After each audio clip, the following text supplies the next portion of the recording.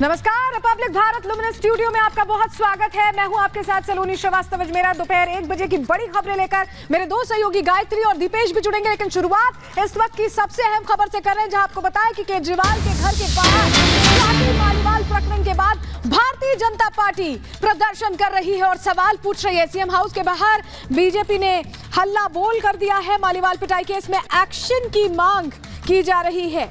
मामले को दबाने की कोशिश स्वीकार नहीं, बीजेपी ये भी कह रही है, और मामले में लीपापोती कर रही है आम आदमी पार्टी, ये भी आरोप लगा रही है भारतीय जनता पार्टी। तस्वीरें आपको दिखा रहे हैं।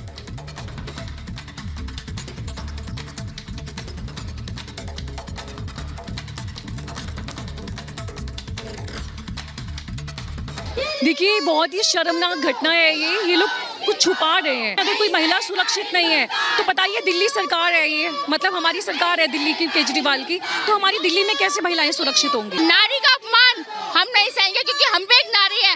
दूसरी पार्टी की भाजपा के होते भी आज उतरे हुए हैं, क्योंकि केजरीवाल जो है ना, महिलाओं का सम्मान कभी करने लायक था ही ना, पहले था ना, अब है ना, आगे रहेगा। जेल से आने के बाद भी उसने वही अपने कांड करने शुरू कर दिए हैं। नहीं, बिल्कुल सेफ नहीं है, बिल्कुल सेफ नहीं, ये सरकार रहने लायक नहीं है। महिलाओं का ये अपमान नहीं सहेगा हिंदुस्तान। भाजपा खड़ी है, वो महिलाओं के सम्मान के लिए खड़ी है। स्वाति जी के साथ यदि मार पिटाई उनके पीए कर सकते हैं और केजरीवाल इसमें कुछ इंटरफेयर नहीं कर रहे हैं।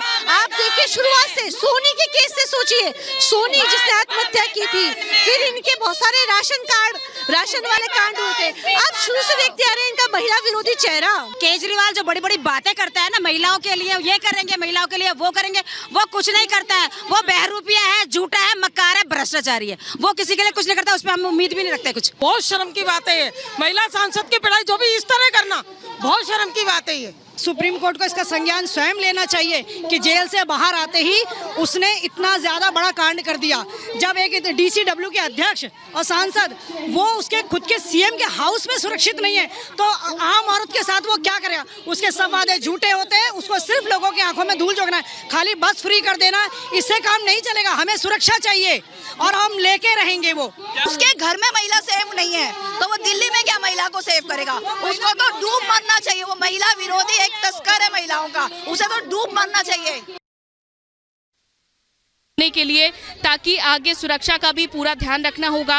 और इन प्रदर्शनकारियों को रोकने के लिए फिलहाल अब इन्हें बस में डिटेन करके ले जाया जा रहा है। यहाँ से फिलहाल आप देख सकते हैं कि ये सभी महिला प्रदर्शनकारी अब फिलहाल बस में पहुँच चुकी हैं और इनका ये कहना है कि सीएम केजरीवाल को इस्तीफा देना चाहिए, क्योंकि उनके आवाज़ पर ही एक महिला से बदसलूकी की जाती है, उसके साथ मारपीट की जाती है।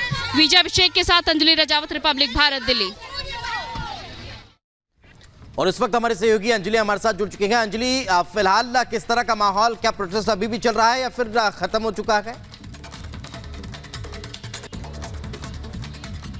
बिल्कुल, जैसा कि जानकारी दे देते हैं कि फिलहाल प्रदर्शन अब खत्म हो चुका है और ट्रैफिक भी पूरी तरीके से खोल दिया गया है। हालांकि महिला प्रदर्शनकारियों ने, ये दिखाइएगा अभिषेक, थोड़ी दूर पर जहां सीएम हाउस है वहां पूरी बैरिकेडिंग की गई थी, सुरक्षा कर्मियों की तैनाती की गई थी और वहां आगे बढ़ने की कोशिश की, लेकिन उन्हें फिलहाल बस में डिटेन करके ले जाया जा चुका है थोड़ी देर पहले। और अब यहाँ पूरी तरीके से प्रदर्शन की समाप्ति हो चुकी है। लेकिन इन प्रदर्शनकारियों का सीधे तौर पर यही कहना है कि स्वाति मालीवाल जो अभी तक दूसरी महिलाओं के लिए आवाज उठाती रही हैं, अब उन्हें खुद खुलकर आना चाहिए और लिखित में शिकायत देनी चाहिए। कुछ महिला प्रदर्शनकारियों का यह भी कहना रहा कि शायद स्वाति मालीवाल को डराया धमकाया जा रहा है, इसी वजह से वो अभी तक लिखित में शिकायत नहीं दे पाई हैं और उनसे संपर्क करने की भी कोशिश की गई, लेकिन कोई भी संपर्क नहीं हो पाया है। तो जाहिर तौर पर, क्योंकि नॉर्थ डीसीपी का भी यही कहना था कि 9:34 पर सोमवार को उनके पास कॉल आती है और इस बात की पुष्टि भी की गई कि ये कॉल सीएम हाउस के अंदर से स्वाति मालीवाल की नाम की महिला ने ही की। बिल्कुल अंजलि, ये सवाल बड़ा है और हर किसी के जहन में उठ रहा है। ये सिर्फ बीजेपी की महिला कार्यकर्ता नहीं है, बल्कि हर महिला के जहन में सवाल उठ रहा है कि आम आदमी पार्टी जो महिला सुरक्षा का मुद्दा उठाती है, आखिर ऐसा क्या हुआ था? और इस बीच एक बड़ी खबर आपको बता दें, स्वाति मालीवाल पर नवीन जयहिंद ने क्या बोला है। उन्होंने कहा है कि केजरीवाल पर एफआईआर होनी चाहिए, ये मामला लाखों महिलाओं से जुड़ा है, स्वाति को बाहर आकर बोलना चाहिए। आइए सुनवाते हैं आपको स्वाति मालीवाल के पूर्व पति ने क्या कुछ कहा। स्वाति जी के साथ जो हादसा हुआ वो भी सीएम आवास पे, संजय सिंह के एक स्टेटमेंट के अलावा आम आदमी पार्टी ने चुप्पी साध ली है, इस पे आप क्या कहेंगे? नहीं, चुप्पी तो इसलिए साधनी पड़ेगी ना कि ये जो हमला हुआ है ये पूरी तरह से बहुत एक तगड़े तरीके से षड्यंत्र करके साजिश करके हुआ है। और संजय सिंह तो तोता है, वो कुछ है नहीं उसका, तो उसको खुद वो राज्यसभा कैसे गया था उसको पता है कि ये बात मुझे पता है कि वो कैसे राज्यसभा खुद गया था। मैं उसमें नहीं जाना चाहता। बात है कि ये घटना मुख्यमंत्री जिसको बोलते हैं कि मुख्यमंत्री हाउस में, तो हालांकि ये मानूंगा कि वो गटर हाउस है, वहाँ पे हुआ है तो उसके जिम्मेदार वही लोग हैं। और जिस आदमी ने ये हरकत करी है उसकी औकात नहीं है ऊंची आवाज़ में बात करने की भी। ये किसके कहने पे करी है, क्यों करी है, तो ये संजय सिंह को सब पता है। और स्वाति क्योंकि वो अब सामने आ नहीं रही है तो वो डरा रखी है, लेकिन मुझे डाउट है इस बात में कि वो डर सकती नहीं है।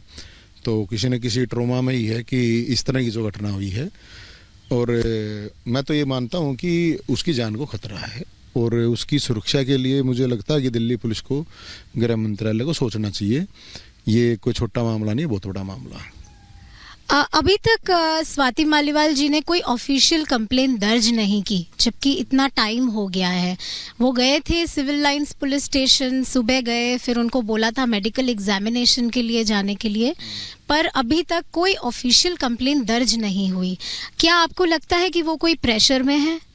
आप एक बात आइए, अब आप कोई भी घटना आपके साथ हो जाए और आप हिम्मत करो जाओ, लेकिन ये कितने बड़े सिस्टम, आपको कोई कह दे कि आपको मार ही दिया जाएगा, फिर अगर ऐसा कह दिया हो किसी ने कि बिल्कुल बर्बाद कर दिया जाएगा, तेरा कैरियर भी, तेरी जान भी चली जाएगी, तो हो सकता है कि आदमी के साथ इस तरह की घटना हुई है तुरंत, तो उसको टाइम लगता है।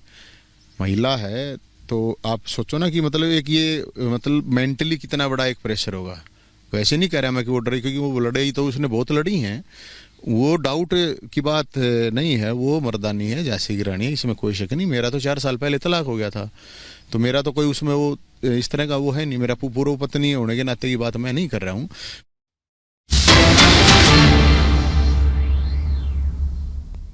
पूरी तरह इसकी हवा निकल चुकी है। इनकी नकारात्मक राजनीति को जनता ने पूरी तरह खारिज किया है। मुझे आश्चर्य होता है कि कांग्रेस के अध्यक्ष मल्लिकार्जुन खड़गे जी, उनको सच बोलने की आदत डालनी चाहिए। यूपी में तो कांग्रेस का वैसे भी सफाया है, बूढ़ी नहीं खुलने वाली इनकी। और कांग्रेस हो या समाजवादी पार्टी, जिन लोगों ने हमेशा बंटवारे की राजनीति की हो, कांग्रेस का तो इतिहास है, देश को पहले बांटा, फिर जाति, मत और मजहब के आधार पर पूरे देश को बांटा, क्षेत्र और भाषा के आधार पर बांटा। आज फिर उसी प्रकार की विभाजन की राजनीति ये लोग करके देश की पुण्य क्षति करना चाहते हैं। भारत का जागरूक मतदाता 2014 में कांग्रेस से पिंड छुड़ा चुका है। अब कांग्रेस कभी पुनः देश के अंदर सत्ता में नहीं आ सकती है। दूसरा, झूठ बोल करके गुमराह करने की जो राजनीति करते हैं, बाबा साहब भीमराव अंबेडकर का सर्वाधिक अपमान कांग्रेस ने किया। समाजवादी पार्टी की भी जब प्रदेश में सरकार थी, इन्होंने बाबा साहब भीमराव अंबेडकर और उन सामाजिक न्याय के पुरोधाओं का कितना बड़ा अपमान किया था। क्या ये सच नहीं? 2012 में समाजवादी पार्टी के अध्यक्ष, उस समय प्रदेश के मुख्यमंत्री बनी रहे थे, इन्होंने कहा था कि यहां पे जितने भी दलित महापुरुषों के स्मारक बने हुए इन सबको तोड़ करके यहां पर हम लोग कोई दूसरी चीज बनाएंगे।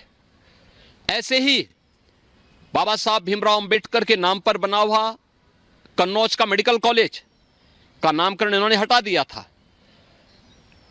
मान्यवर कांसी राम जी के नाम पर बना हुआ मेडिकल कॉलेज का नाम इन्होंने बदल दिया था। लखनऊ में भाषा विश्वविद्यालय का नामकरण इन्होंने बदल दिया था। इनका इतिहास तो पहले से ही, इन दोनों का इतिहास भारत के संविधान के खिलाफ आचरण करने, भारत को जाति के नाम पर बंटवारा करने और विभाजन की खाई को इतना बांटो कि बांटो और राज करो का जो कांग्रेस का सिद्धांत रहा है, आज इंडी गठबंधन उसी का अनुसरण कर रहा है। दूसरा, देश की आस्था के साथ भी इसी आधार पर ये लोग खिलवाड़ करते हैं। यही खड़गे जी है ना, जिन्होंने भगवान राम और भगवान शिव को ही लड़ाने का प्रयास किया था। यानी जब जातीय लड़ाई ये लोग नहीं करा पाए और जातीय संघर्ष के आधार पर वर्ग संघर्ष की स्थिति पैदा करने में विफल रहे, तो इन लोगों ने भगवान राम और भगवान शिव के बीच में ही लड़ाई करवाने का प्रयास किया था। ये तो इनकी क्षुद्र मानसिकता है जो इस तरीके से भारत की आस्था के साथ खिलवाड़ कर